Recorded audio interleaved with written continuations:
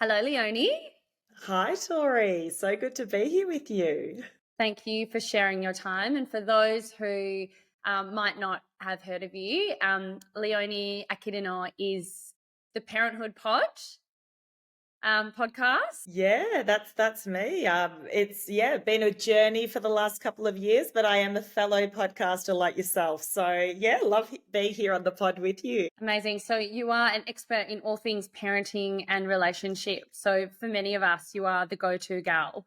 I don't know about expert, but I certainly have heard plenty of stories from hundreds of parents across my time doing the podcast. And I certainly know that, yeah, we are not alone in a lot of the challenges that we face. No, absolutely not. So you're the mother of two boys, 5 and 3. I guess you've, as we all have, seen it all when it comes to raising little humans and learning how to share your life, relationship, home, patience, everything with them.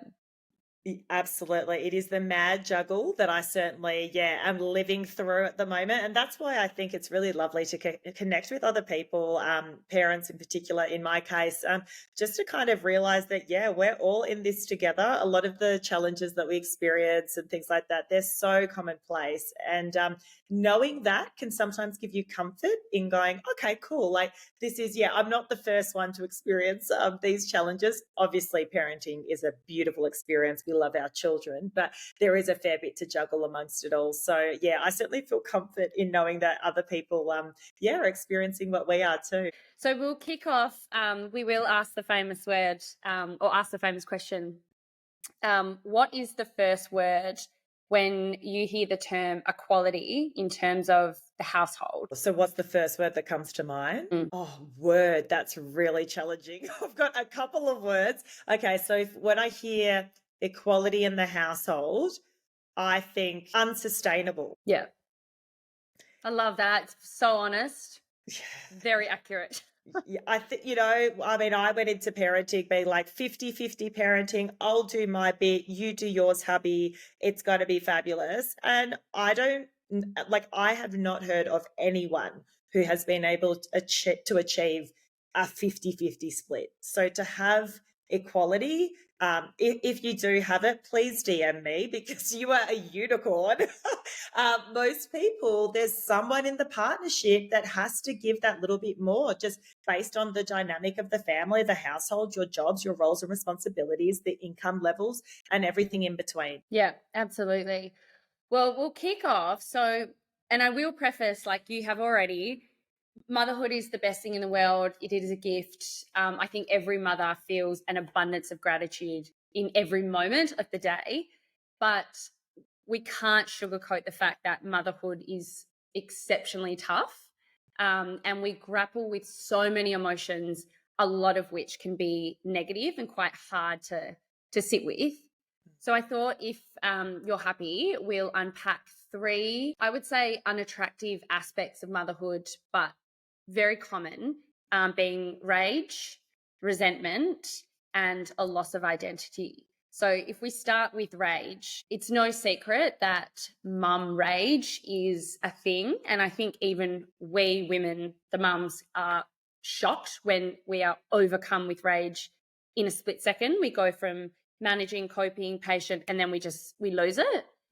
So if you could explain, or in your experience, explain why that feeling surfaces, where does it come from, and then how we can navigate that moment to feel more comfortable, because sometimes we can't just, completely ignore our emotions or stop them, but we can deal with them in the moment. So what is your golden advice? Oh, it's such a common one. And, to your point, we all experience it. I mean, particularly when we're not feeling our best selves, which, let's be real, motherhood, beautiful journey. However, there are so many competing priorities that we experience on the daily. We've gone from footloose and fancy free, no kids, all the time in the world, to focus on ourselves and our partners, and we're so in love, or whatever that looks like. And then all of a sudden, we've got these beautiful little beings that sort of add to the load, right? And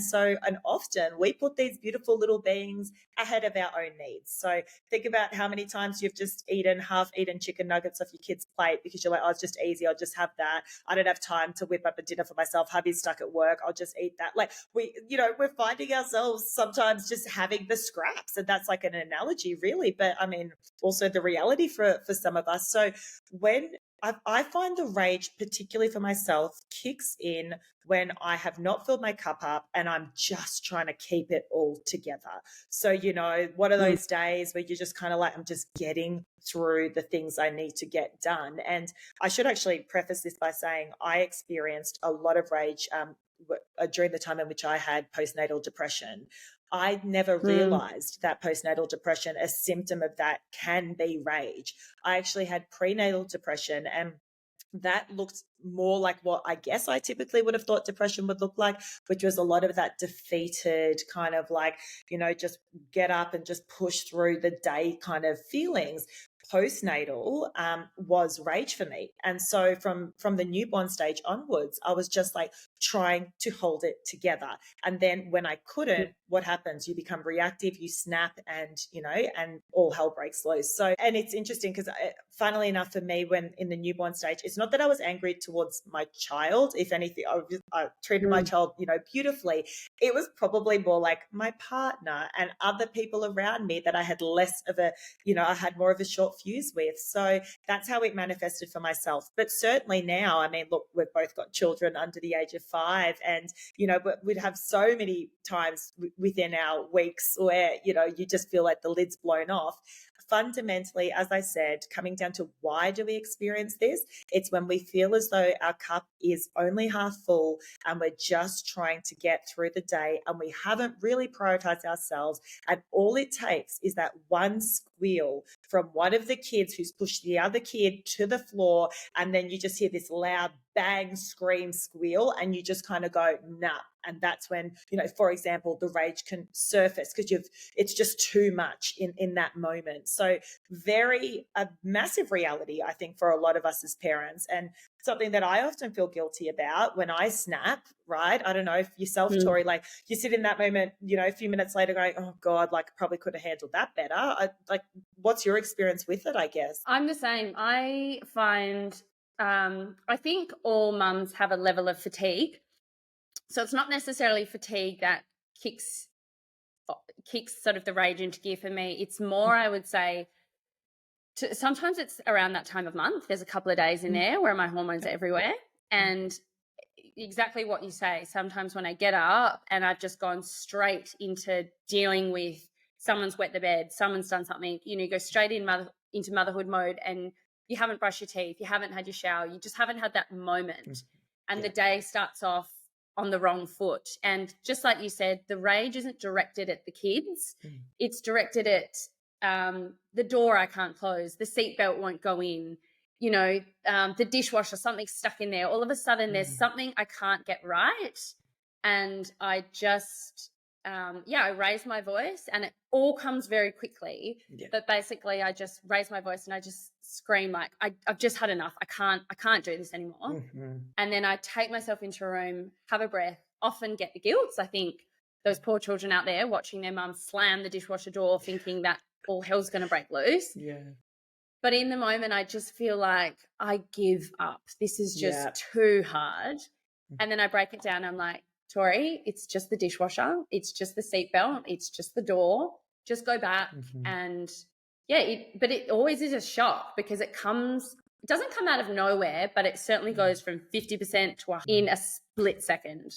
And then it's followed by the guilt. So it manifests into a much larger emotional journey. But just like you said, it's usually, if I'm honest, the days or the moments where everyone comes first in a very innate way, but I haven't had that moment to just open my eyes and think, okay, what are we doing today? And have, Yeah.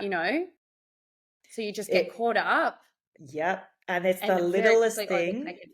Yes, yeah, and to your Yeah. point, it's the smallest things, like, and that's what could set you over the edge between, "I've got this, I've got this, I've got this," like, we're getting through the morning, Yeah. let's just get these kids out the door, to a squeal or something, dishwasher not yeah, something that kind of just sets you off. So yeah, absolutely. The anger piece is there for a lot of us, and I guess to your second point, around, okay, so well, what can we perhaps do differently, and how can we see it coming?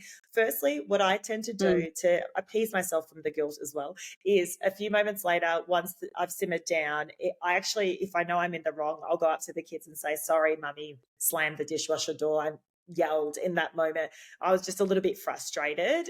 I kind of just address it when I can and when I remember to, and so that the kids can also acknowledge that it's okay to, lose it for a minute there, but it's also okay to acknowledge your feelings. And I actually find that when I do that, my youngest, who may have been playing up, or not even my youngest, but either child who may have been playing up to that point, will kind of go, "Oh, and I'm sorry, mum, too, for pushing Charlie." Like, like they don't Yeah. always do that, but it's amazing at times they will, because they're almost mirroring me owning my behavior. And I think that's a really special thing too. I completely agree. They do over time start to, I guess, witness the order of events. And that word frustrated has just come into our household. I'll often say to Hamish, my eldest, I'll say, Mm.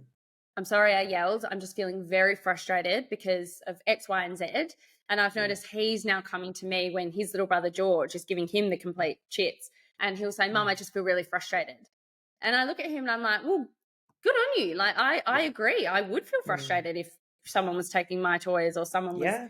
and you get down on their level. So Mm. it is, yeah, for anyone listening, if you are experiencing the rage, it actually is a good learning. If we're going to put a positive light to it, there's a good lesson in there for the kids as well, to see the human aspect that sometimes life is really hard and sometimes we do act in ways that are, not happy and gentle and kind, but it doesn't mean, I guess, we're defined by that moment, but it means we're human and we feel all of the feels. 100%. The other thing I would add to those listening who might be like, "Oh, yeah, I've been sitting in, like, I call it dragon mum territory for a while now, where Yeah. everything is like a lot and there's a lot of emotions." Perhaps considering what your schedule is looking like day to day, and where you might be able to carve out that little bit of time for yourself, whether that's waking up a little bit earlier before the children wake up, so you've got a 15-minute kind of reset before before the chaos starts, where you can maybe meditate for 5 minutes and then just get a few things in order and not feel that jolt of having to wake up because so and so's screaming from the other room and you have to go and attend to them. So, or it might be, I don't know, call a girlfriend or whoever, while taking a walk, if that lights you up. But sort of being quite deliberate in putting actions in place throughout your day, just to kind of feel as though you're prioritizing you, whatever that can look like. I find that if you are doing these little actions, they certainly can help just kind of regulate you as well. So perhaps you will be less reactive next time. Yeah, definitely. Moving on to resentment, and in terms of a partnership, if you're living with a partner or, if you're living with a partner, it is very easy. And it's come up a few times in the podcast. It comes up a lot with my girlfriends. Mm. The resentment at the end of the day when they come home and they might have a shower or they might sit down, and you kind of feel, well, why do you get to have a shower? Why do you get to sit down? Like, I've done this all day.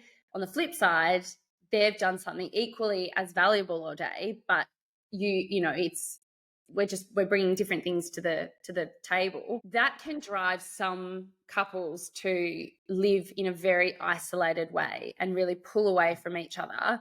So how do you direct partners who are feeling that resentment? And sometimes it's justified. Absolutely, I would say there are partners out there who don't pull their weight. What is the advice around dealing with the resentment and getting through it and hopefully Yeah. over it?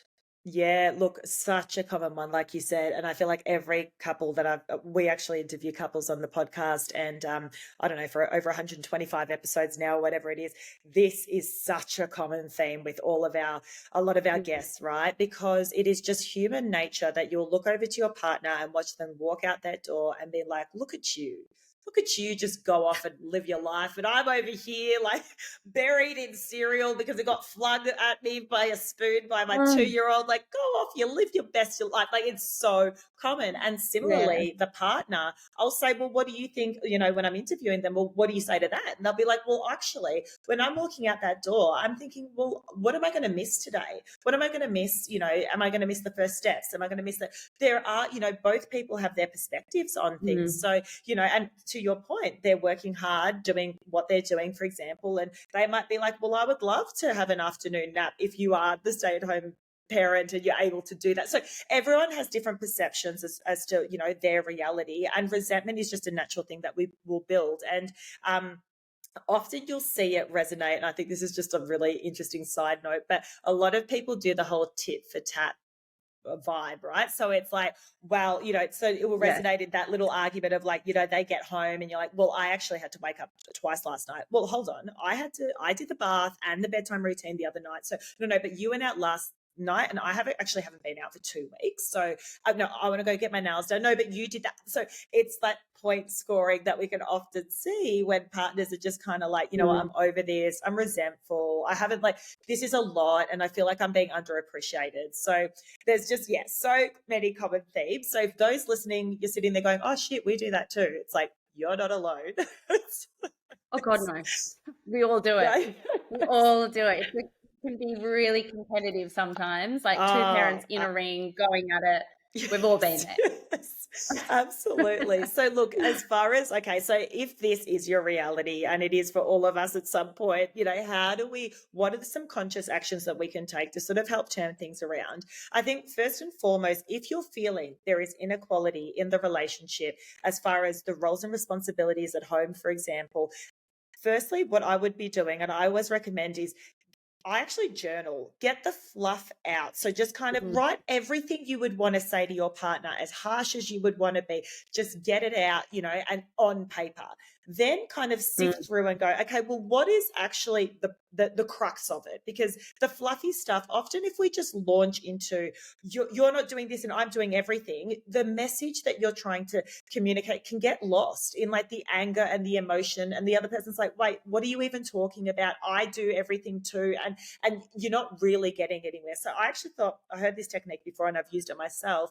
Yeah, identifying what the crux of the issue is, I think, is a great place to start. And then perhaps identifying opportunities like for solutions, right? So can you build into your schedule that your partner does an extra drop off or two, for example, if that would help your schedule, or whatever it is? So sort of determining what could be realistic. And then I think Mm. going, because can be quite a sensitive thing and you don't want to put the other person on guard and have them be all defensive. Hence why I find that when it comes to the inequality piece, just kind of going in prepared, and then identifying a time in which you and your partner can have more than 3.5 seconds to have a chat about something serious like this. So, I wouldn't recommend trying to sit down and go, hey, I think we can do these things better because fundamentally I'm feeling this whilst your children are eating, because within 3 seconds you're going to get interrupted. And then the last thing you want is to feel like you've had half a conversation. Both of you are now feeling defensive because you haven't really got your message out. And now you're just going to sit on that for the next 2 days and not really speak to each other until you find a time to speak about it again. So, maybe it's a time in which you're walking the kids to the park and they're both in the pram and, they're quietly sleeping. Or maybe if you're fortunate and you're able to get a little date day or date night in where it's an hour coffee, or, maybe it's a dinner. But fundamentally, a time in which you feel you could both be focused on the sort of the topic at hand. This is if you're really wanting to, as I said, this isn't just an offhanded, oh, I'm feeling this way, but this is like, okay, the way in which we're doing things, not working for me. There's opportunities here for us to approach things differently, just so we can feel like things are a little bit more equal and just so it's more manageable for me. And I would love your input too. If it's that kind of conversation, carving out a decent amount of time to have it, I think is certainly the best approach. And then from there, when you are together, it's kind of saying, look, I'm feeling exhausted. I feel this way, but also I'm aware that you've got your schedule too. I've come up with a couple of solutions, some suggestions as to how we might be able to better manage things. Would love your input, but fundamentally, I think we're going to have to tweak a couple of things because at the moment, I'm really struggling. Just airing a bit of vulnerability as well, I think, and coming from that angle versus I do more than you. And this is ridiculous because you never do bedtime routine and you're always out doing it. Or you can even see just like, that just sounds a bit fiery and reactive, and you're probably not going to have a productive conversation. Hence why I think a little bit of thought might go a long way as to how to best approach it. And finding a time and a space that you're both able to, because in my household, we've definitely had arguments in the past, and one of us has been ready to sit down and rationally talk about it, but the other person's not there yet. Yeah. So, if in a recent example, my husband was like, all right, let's just talk it out. And I'm like, I'm fine to talk it out, but I'm going to come at you with rage because I'm still very angry. So we can talk about it, but it's not going to be, I don't think, a productive conversation right now because I'm feeling too angry. So I have to like simmer down and then let's talk about it tomorrow. But you do have to you just have to be honest, I guess, because you can have the conversation and feel the rage, but you're only going to become more angry because you're actually not going to listen. It's all, and on their behalf, it's all falling on deaf ears. You just, you don't have the emotional capacity in that moment. No. So just put it off and just say, look, I want to sort this out as well. Not the right time. Yes. Yeah, absolutely. I think, all of that matters, how you set up these conversations, because fundamentally you asked me at the start, equality within the household. The other thing I had to really get okay with was that we were never going to have an equal load. And maybe I have to be okay with that too. Yes, I can delegate to my husband and say, look, can you do an extra drop off, which I've done. I'm like, I need the mornings. I've got my full-time job as well. But at the same time, so we've built things into our schedule to support me. But at the same time, is the mental load all on me? Yes. Am I thinking about everything else that, is he a bit more single-minded when it comes to his work and I'm thinking about my work plus the job? Yes. But what I'm realizing is maybe that's just how it's going to be. And I have to almost accept that if he's doing his best to kind of come to the party with these conversations and actually, produce the actions that we've discussed. And if we're constantly tweaking and sort of coming at this in more of a partnership way, then maybe that's the best it's going to be at this phase of life. And again, that's the other thing. It is a phase. As the children get into school, as they get more independent, then you'll also have your independence back more and more as well. So that can also be a nice reminder. I've found also, I sometimes feel I get quite passive if I hold anger, but I've realized that, when you have kids, there's 3 roles, because there's the child rearing, there's sort of the money earning office job, let's call it, whatever that looks like. Yeah. And then there's the household, and the household is a massive role, and neither of you really know about it because previous to that you were both out of the house working, socializing, but then you're both at home, you're like, wow, there's actually so much to do. So I sometimes in moments think, I get passive because I don't ask for more help because I'm like, oh, he's so stressed at work, I don't want to add to his, but then I'm like, well, why the fuck should I do it all? I've got my stuff going on. Yeah. So, but that role, that household role should be split 50-50, because if one's got the kids and one's at work, or it's, 50-50, 70-30, whatever it is, there's that third role. And that's where I draw the line. I'm like, I need more help in this area because, raising the kids, sure, but there's all this stuff and it's too much, and I'm getting too burnt out, and I'm not a great person to live with right now. And I know that because I am frustrated. I'm tired, and I'll give all my positive energy to the kids. But when it comes to you, I just feel a bit neglected. So that I feel like that's a safe space to divide that household role. If you are feeling as though, that you're happy doing the child stuff and they're at the office or whatever that looks like, that is a space where you can be like, this is where we need to knuckle down and start dividing more. So you each feel like you're contributing to that third role. Yes. And I think the way in which you put it is, pretty accurate in that best to come at it with like, I'm struggling here and maybe we can do things differently, like X, Y, and Z. Maybe it's like, maybe we'll food prep on a Sunday so that I'm not feeling I'm having to make Mm. five meals. Don't get me wrong, it's never just 5 meals during the week. It's every other meal that you've had to cook for the kids because they didn't like the meal that you originally cooked, and then you might have to cook another one, and the kid doesn't want the same meal as the other kid, and then they don't want to eat the adult meal, so you're just cooking like you whatever, you're throwing yogurt Oh at my them God. by the end because you're just over it. There's so much that goes on during the week, even just from a meal prep perspective or whatever. So I guess, coming to that conversation with a bit of thought around, okay, well, how can we do things differently, and more that solution mode, versus if you're ranting and Mm. raving, which is so fine. Just understand that perhaps you won't get the outcome that you're looking for immediately if you take that approach. And then the third feeling, which I think most of us go through, but you have your kids and you've had your career or your interests or whatever it is, you have your kids, you dive into the motherhood pool, and then all of a sudden it comes time to find your job again or find what you love, and you just think, I don't know who I am. All I can do is be a mum, and your confidence just drips away. And you get up every day and you just think, I don't know how I used to do that. I don't, you lose yourself. So how I mean, for women who are feeling as though they are not who they used to be, and they don't have that drive, or they don't have, all the things that used to make them a productive person, Mm. what would your message be to them? Yeah, and look, I can so relate to that on so many levels. And even when I did have prenatal depression, I did have a massive kind of crisis with anxiety whilst being pregnant, around identity, Mm. which was quite interesting. But I just started thinking, oh my gosh, my life's about to change. I'm so grateful to be pregnant, but also my life's about to change. And I don't know what it's going to look like, what I'm going to look like now coming out the other side of it.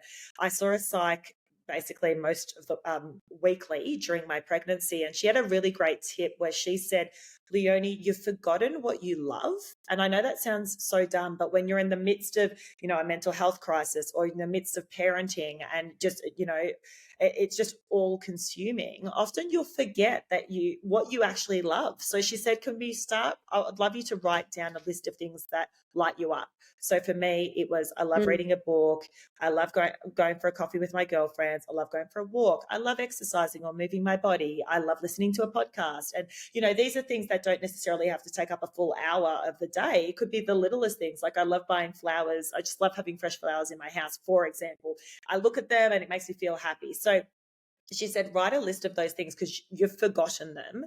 And then let's see how we can incorporate even one of those things, weekly, or one of those things even better, daily, into your schedule. So you can start getting your spark back. You can start remembering who you were, and start Mm. really feeling more like yourself and less like, and I say it with talking about like just a parent, just serving others, and I think until you start doing these small things, and that certainly helped me actually during the time in which I was really struggling, but it's amazing. You just make one tiny shift a day, and Mm. slowly, a bit of a slow burn, but eventually start realizing, actually, I'm starting to find out who I am, over time. Another great thing is even just being really honest and vulnerable with your friends and your network, because you'll be surprised, mention it to a girlfriend and she'll probably be like, yeah, me too. Like, what the hell, who were we before all of this?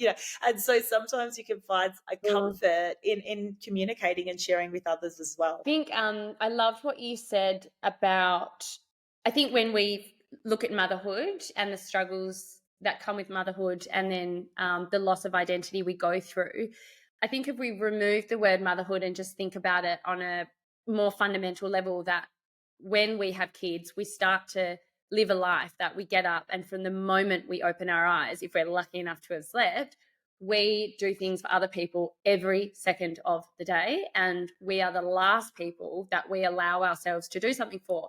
And to your point, I'm the same. Buying flowers is something that is so easy to do, but it brings so much joy. So if you can work that into the day, buy yourself flowers, light an incense, Mm. listen to a podcast when the baby naps, do one small thing for yourself, Yeah. and then every day build on that, because that's what we forget. Motherhood is all about doing things for other people. it's not the kids, it's just the drastic change in lifestyle. We now are here to literally serve other people until they've got their dependence, and that's really hard. That takes away a lot of your time and your space to, you know, cultivate those things that you love and that light you up.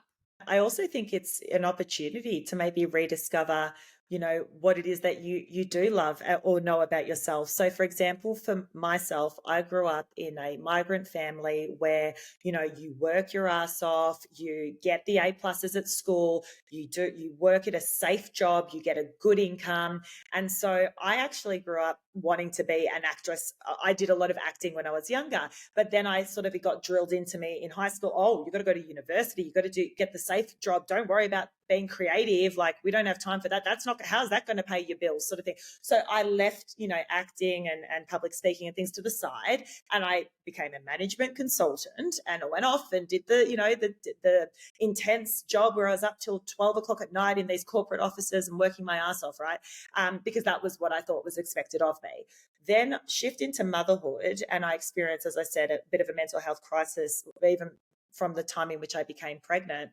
And it was a real opportunity for me to then explore, what is the point of all of this? Like, what's the meaning of life? Like, am I even happy? Because sometimes when you have lost your identity, it is an opportunity for you to, think, well, who do I want to be now moving forward? And for me, it was actually my second child. It was COVID. We're in Melbourne. We were locked down for like 5 years or whatever it was.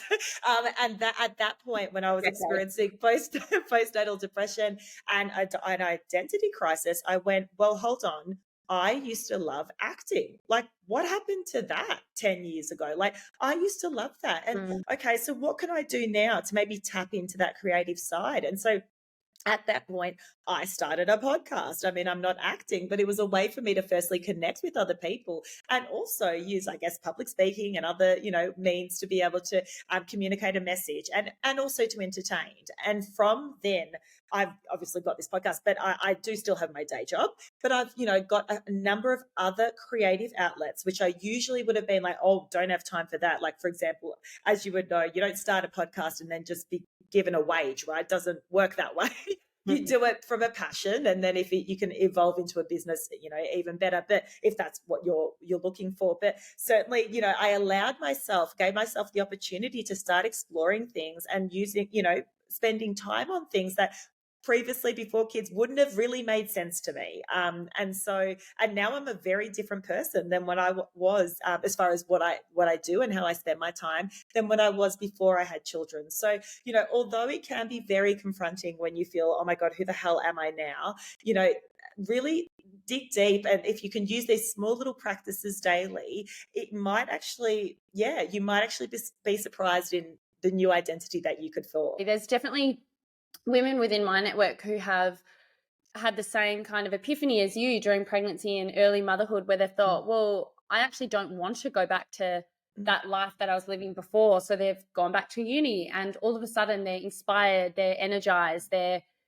doing something new, and that has given them new purpose and new energy, I think, because they're excited and they're, you know, so willing to dive into something new. And it's sometimes that feeling of newness in your, I mean, I'm 36, so in your 30s or 40s or 20s or however old you are when you become a parent, but that feeling of newness can feel quite unusual, because I mean, often we're quite well versed in the job that we have done, you know, or whatever it looks like. So to try something new, even as you were speaking, I thought I always wanted to try modeling out when I was younger, but I never kind of got around to it. And then I started this podcast, and then I did a few, I was collaborating with some brands, and then an opportunity came to model for it was Bonds at the time or whatever. And they said, we'd love you to model for us.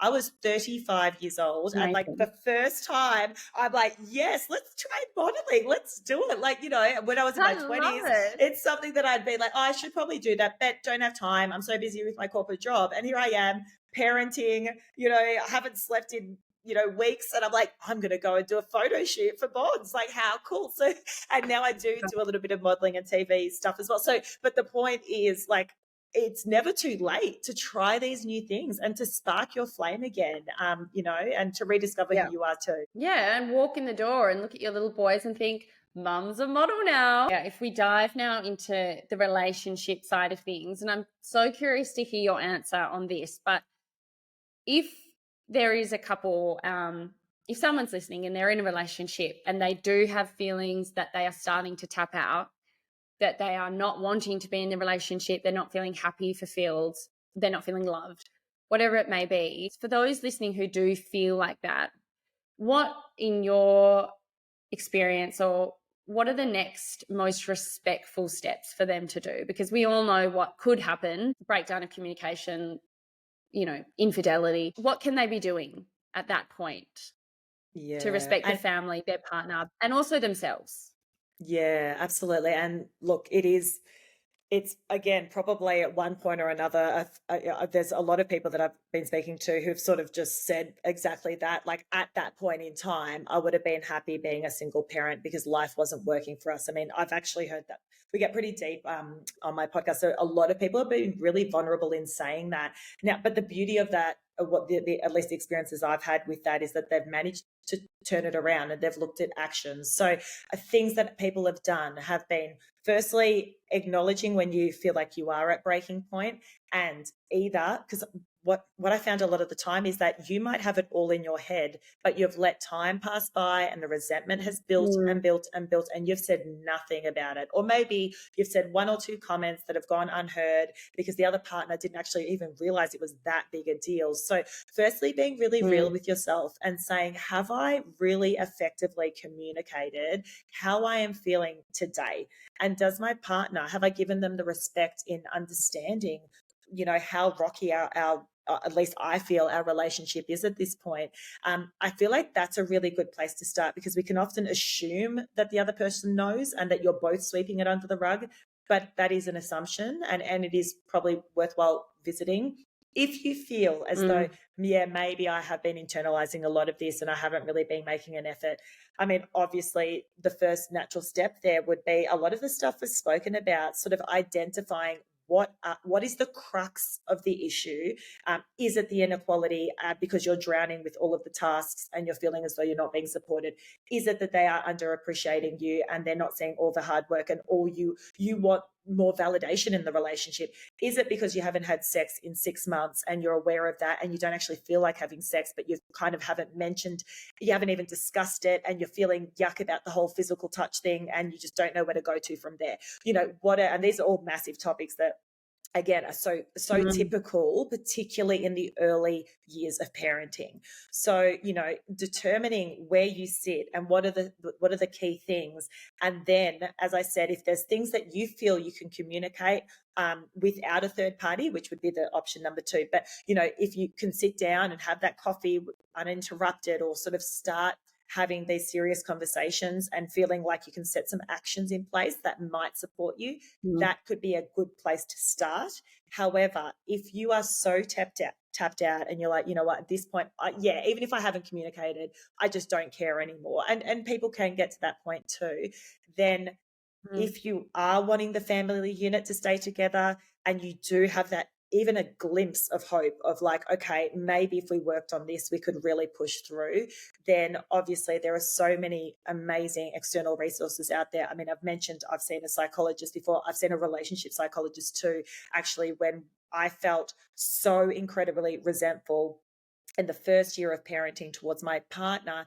And I remember it all blew up when we were at a dinner party, and it was nearly 12 o'clock. And I was thinking, okay, we'll get home soon before 12 so the babysitter can clock off. Because I'm thinking, okay, the 12 o'clock, because we don't want to be too tired for the next day because the kids are going to wake up. I've got things to do. And meanwhile, my husband's sitting there just, drinking wine or whatever. And I nudge him. I'm like, oh, we'll leave in a few minutes. And he goes, I reckon we could have one more wine. That's right. And then people on the table heard and they were like, oh, you can't go yet. One more. Have one more wine. Then you'll be right. And meanwhile, I'm looking at him. And at that point, that was my breaking point. I had steam coming out of my ears. And I was like, look at this guy. His life hasn't even changed. And I am dealing with all of this stuff on my own. And it's our family unit, but it's so like, he doesn't even care. And so eventually we left the dinner party because I glared at him and he got it. And he went, okay, we're going to bounce now. So we went home. home, had a very unproductive conversation because I was so emotional and I hadn't thought these things through. So what I'm saying today is based on personal experiences to the best approach, because I certainly learned via trial and error about the best approach to have these conversations in. Anyway, I lost the plot, and he's just like, why are you so like antsy about the schedule? And I'm like, it's not even about the schedule. It's about everything. He's like, what do you mean everything? And I'm like, just life, children, do you catch my wave? And he's like, I don't know what you were talking about, So, and then it took us even the next day to just sit there. And I looked at him. I'm like, you're still not understanding me. And it's almost like I couldn't communicate. I'm like, life, children, mental load. And he's looking at me like, mate, I don't know. What do you want then? I'm like, I don't know, but I'm not happy. So at that point, I called a friend who is a psychologist. She put us in touch with a relationship psychologist, and we had 3 sessions, which we found after that was enough for us to get some tips and tricks around how we can best communicate, and also to see each other's perspectives, and that was our reality. So, 2 avenues. I mean, I always say you want to exhaust all of your options, and know that you have left nothing in the tank as far as really trying to save your marriage and relationship, because obviously there are massive implications for yourself and also the children. If you do decide to part ways, that may be the best option, but sometimes it's great to know that you've exhausted everything before you have to sort of head down that path. Yeah. And I feel, because we've definitely had times like that in my relationship where I think because you're so busy with the kids, you don't have the ability sometimes to rationally write down the things and to get ready for the conversation to have with the partner about. So it builds. Then you lose it. And then you're not able to rationally talk about. And then what happens, and we've probably all been there, that we feel like we've become the psycho, and we automatically assume that they're looking at us like we're psychos. They might not be. They probably aren't. Some maybe. But it's that all too cliche, like, oh, now I'm just the crazy nagging psycho. But it's so hard sometimes to gain composure in moments where you are falling apart, to rationally, calmly talk. So you lose your marbles and then I can see where some couples, it becomes so hard to have that conversation and to find mutual ground, to speak the same language, that it becomes easier in their eyes to part ways, because you lose the ability to understand each other. So I think it's so amazing that you went out and sought that help. And I hope anyone who does feel like they're not heard, or they're struggling to, find ways to gain, I don't know if the word is composure, but calmness, that seek help.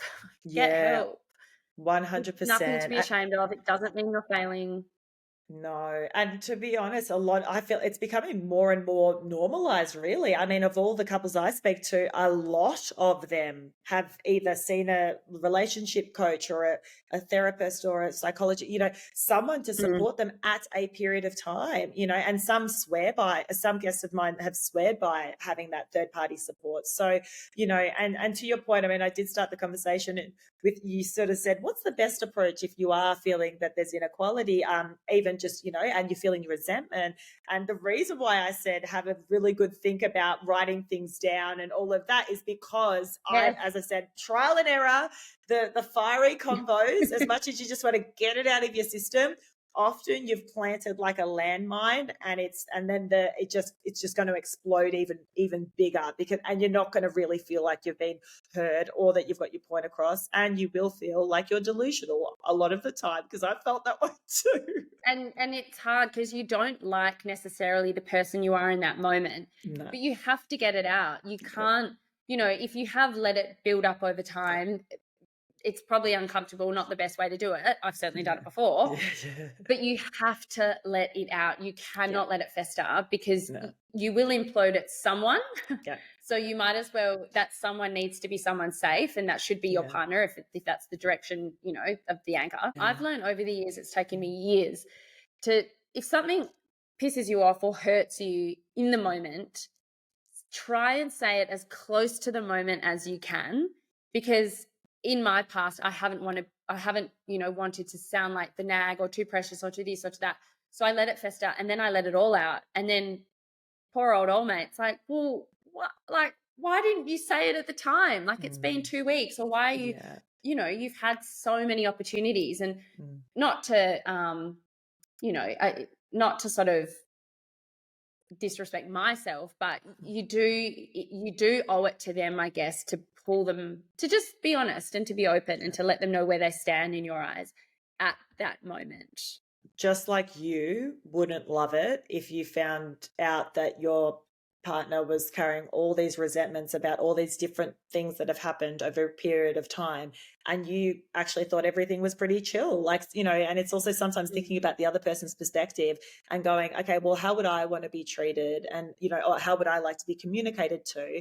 And then sort of, looking at from that angle as well. It's not easy. And to your point, like, because we are our attention's always being pulled left and right by the children, by this, by the task, by the, it does often become just too hard. And so that's why if you can do sort of even semi-regular date night, like even just have it in the diary for 6 weeks time, or, if you are limited on the babysitter front, or know that you're going to have Uber Eats in the, the living room, and have a little date night at home if going out is too difficult. Having those in the diary somewhat regularly can open up an opportunity for you to be able to have these conversations as well. Not that you have to wait 6 weeks to have the conversation, but often I find that we have really productive conversations when we are on a date night, because, things will be brought up and we've finally got the opportunity to talk about it, good and bad, right? You just feel like it's an opportunity to get back on the same page, and you're like, oh yeah, I remember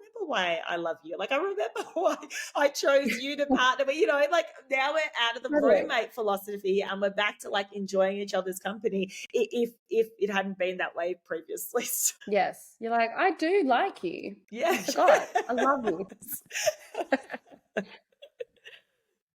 Do you ever feel, if parents are thinking, or if someone is thinking, look, we've just got to stay together for the kids, but there are, big hurdles in the relationship, is it ever advisable to stay together for the kids? I mean, obviously there are lots of pros, but there are obviously huge cons in that as well. So yeah. Absolutely. And I think, I should preface this by saying that, each person's situation is individual, and, they'll know, I guess, fundamentally, you will know when you're done and when you've kind of exhausted, the opportunities to feel as though you can reconnect as a couple and get back on the same page. I mean, personally, you'll know, and I know that from speaking to a lot of single parents who just it got to a point where I just went, yeah, I'm now clear. I'm clear on my decision moving forward, and it took me a bit of time to get there, but I knew that that person wasn't the right one for me. I would just strongly encourage people listening who might be in this situation to think about the family environment and even the culture at home that you're creating. Is the resentment, is it passive aggressiveness between you, or is everyone very quiet, or is there explosions every now and then from arguments, or, and how then is that being translated to your children? And are they, I mean, because to some extent, everyone in the family will be impacted by, a confrontational sort of situation between partners. So first and foremost, really thinking about, okay, well, what's the family environment like? And am I happy with how it is? Because that's the thing. If you know it's not great, do you want it to be not great for the next 18 years? And that is if you've tried all the things we've spoken about, and you just know that we're at a stalemate here and it's just never going to be great.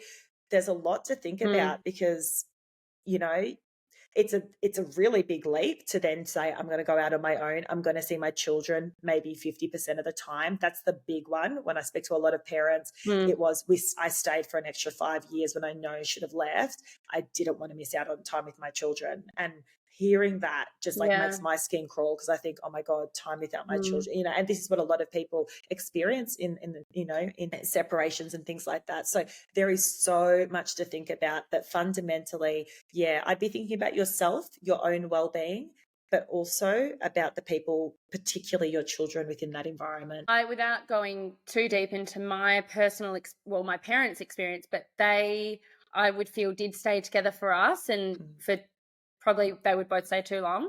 But all I would say is kids as young as 3 and 4 pick up on tension, even if you're not fighting Yeah. or, even if you're not yelling, kids see it, they feel it, and Yeah. they experience it with you. Mm. And also when they did separate, it is so much nicer to see two parents happy. It's hard when they break and you're like, oh, my parents don't live in the same house anymore. That's hard. But if you look at it, oh, mum's so happy now and daddy's so happy now, that is so much nicer than being in an environment where everyone is together, but it's not right.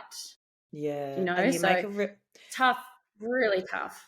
Really tough. And you make a really good point there. I spoke once to a psychologist that I interviewed, and I said to her, who are the couples that you worry about the most when they come and see you, a relationship psychologist? And I'm like, are they the ones that are having the fights and, in front of you? Like, what's it like? And she said, the ones that are fighting, I know still have hope because fighting indicates they care.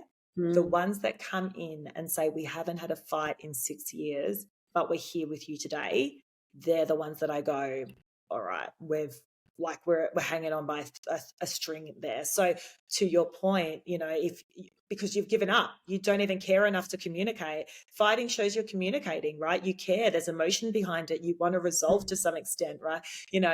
When you've tapped out completely and you're barely arguing and you're just coexisting, even in those environments, like you said, the children can feel it. So we'll finish up, and this one's, broad and big and we all feel it, but women, regardless if they're mothers or not, put a huge amount of expectations on themselves. And so much so that it is just not humanly possible to do all the things we want to do and be as great as all the things that we think we need to be. So we often feel like we're failing because we're not hitting our targets. What do you say to women who are today listening thinking, I'm failing, I'm struggling, I'm not doing the things that I should be doing as well as I should be? What can you say to any listener feeling that right now? Yeah, I guess firstly, I so hear you if you are feeling that way. I have the biggest critical voice that just like chirps in my ear all the time, telling me all the good things, right? So I know a psychologist once actually told me that gratitude journaling, even 3 things that you're grateful for, a day, can actually help rewire your brain so that you're not always looking for I wasn't enough, I didn't do enough, I haven't done enough, all those things. You're actually throughout the day, you're positive seeking. So although it can sometimes help you get out of that habit of always feeling very critical. And another tip that a psychologist gave me once was, how would you speak to your child in this situation? And perhaps consider speaking to yourself in that manner. So would you sit there and tell your child, oh, you didn't do enough, you're not good enough, what were you thinking? You could have done 10 more things today. Oh, you failed at that. You would perhaps to give, constructive criticism, but you'd also come at it with a lot of compassion. So, 2 tips that I felt really helped me. I love that, especially the second one. And I think also the journaling and changing your way of thinking, even going back to couples, I found that if I've had a shocker day with the kids or just nothing to do with them, but just everything's falling apart, I know that when my partner walks through the door, I'm very aware that I could snap. So I've started to now say, what was the best thing about your day? And often the question is then asked back. And instead of me then saying, if Haim did this and this fell apart and we were like, blah, blah, blah, it instantly makes me think, George put his shoes on by himself. And the only thing I think of is the one thing that was memorable and great, even though there are probably many, but just if you're in that zone where everything is negative, changing your perspective can be hugely helpful, because after that positive, your best thing, my best thing, you find that it flows on to other good things rather than everything collapsing in front of you, which is so easy, so easy to fall apart. But if you just nip it in the bud, it's equally as easy to turn the attitude or, the feeling, the vibe into a much more positive direction. I guess it's that self-awareness piece as well. If you feel like you're constantly, just feeling like you're heavy a lot of the time, being aware of that. And then maybe, like you said, using these small techniques, this shifts of perspective to kind of help turn things around for you. also important, right? Oh, Leonie, you've been such a pleasure to have on. And I can't wait to. I've listened to some of the episodes you've done with partners, and it is highly addictive because it is so relatable. So often you get an episode and you're like, oh my God, this is us, like, and you want to Yeah. tune in. So it's an amazing podcast. So you are the Parenthood Pod for anyone who is wanting to jump on board. But yeah, with two young boys, fitting us in as well as everything you do just means the world. So thank you so much. And I can't wait to pop the episode out and invite everyone to have a listen. Yeah, amazing. Thank you so much again for having me on. It was a blast.